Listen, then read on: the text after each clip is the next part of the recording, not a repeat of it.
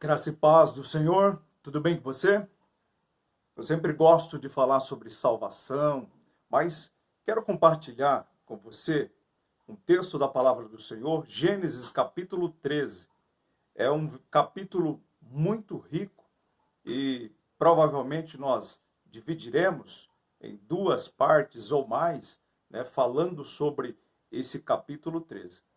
Esse capítulo 13 ele é muito importante porque fala sobre o retorno de Abraão do Egito.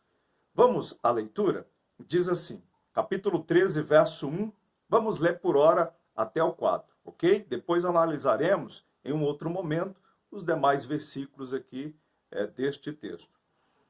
Abrão saiu do Egito e subiu para o Neguebe, junto com sua mulher, com Ló e com tudo o que possuíam. Abrão era muito rico e tinha muitos rebanhos, prata e ouro. Do Neguebe prosseguiram em sua jornada, acampando ao longo do caminho em direção a Betel. Por fim, armaram as tendas entre Betel e Ai, onde haviam acampado anteriormente. E onde Abrão haviam construído um altar, ali Abrão invocou o nome do Senhor outra vez. Queridos, entendam. Abrão, ele recebeu a promessa de Deus, capítulo 12, sai da sua terra natal, e ele passa a habitar ali em Canaã, ele edifica um altar. Depois de um tempo houve fome na terra, ele teve que ir para o Egito, da onde ele praticamente foi convidado a se retirar. Quando ele saiu de lá, ele saiu muito rico. Ele estava trazendo consigo sua esposa, os seus criados, seus bens, ouro, prata e o seu sobrinho Ló. É interessante que Abrão ele sai do Egito muito rico. Só que, em primeiro lugar, o que nós analisamos aqui, a riqueza não é o mais importante na vida de uma pessoa. Já viu aquela expressão, Deus é tudo para mim? Pois bem, o livro de Salmos, 119, versículo 57, diz assim, o Senhor é a minha porção. Tem outras traduções que dizem, o Senhor é o meu bem. E algumas versões que falam, o Senhor é a minha herança. Em outras palavras, de fato, a Bíblia concorda que Deus é tudo para nós. Que Deus é a nossa maior riqueza. O homem sem Deus, ele não é nada. Abraão havia recebido promessas de Deus no capítulo 12. Sim, e ele havia experimentado um vislumbre dessa promessa, uma pequeníssima parte dessa promessa. Ele sai do Egito muito rico. Então, riqueza era uma das promessas, mas não era tudo. E Abraão experimentou que realmente a riqueza de bens materiais não era tudo para ele. E olha só, ele volta para o mesmo lugar de onde ele havia saído e de onde anteriormente ele havia edificado um altar. E ele volta diante daquele altar. E naquele altar ele passa a invocar novamente a presença do Senhor. Primeira coisa que nós observamos neste texto, a riqueza não é tudo para uma pessoa. Os bens materiais não são tudo, mas sim Deus é tudo na nossa vida. O homem com Deus, ele é alguma coisa. O homem sem Deus, ele não é absolutamente nada. Uma outra coisa que nós observamos aqui, ele voltou do Egito e foi para o lugar onde ele havia saído. Ou seja, ele foi procurar o altar que ele havia edificado a Deus. Nós também, em algum momento da nossa vida, nós precisamos voltar ao altar de Deus.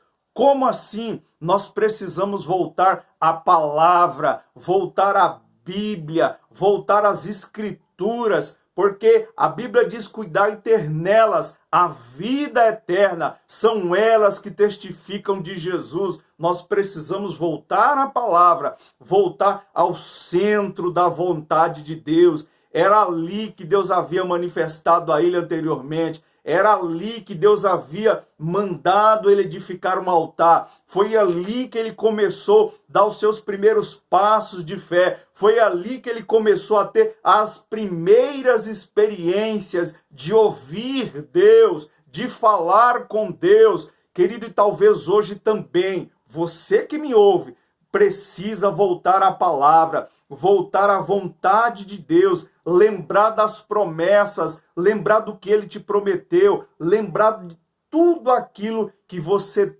tem em Deus.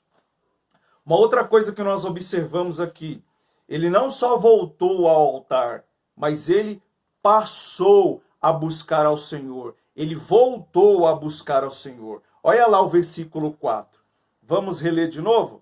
Ele voltou ao altar, e onde Abrão havia construído um altar, ali Abrão invocou o nome do Senhor outra vez.